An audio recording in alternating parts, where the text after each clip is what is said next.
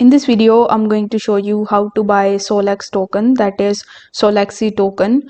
So in order to buy it, you can come on coinmarketcap.com, and here you need to use the search bar in the top right hand corner of the screen in order to search for SOLX.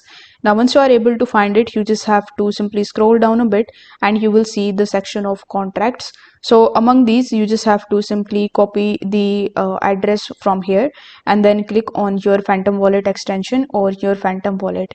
Now you need to click on the swap option and here click on the USDT section.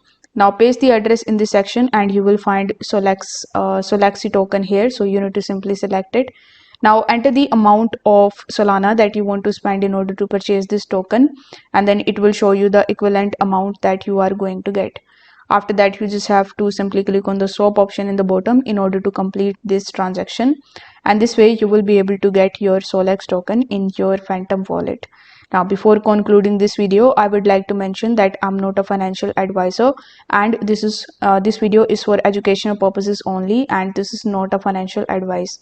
Always do your own diligence before actually purchasing any of the meme coins or any of the cryptocurrencies. If this video helped you out, please give it a like. If you have any questions, you can let me know in the comment section below.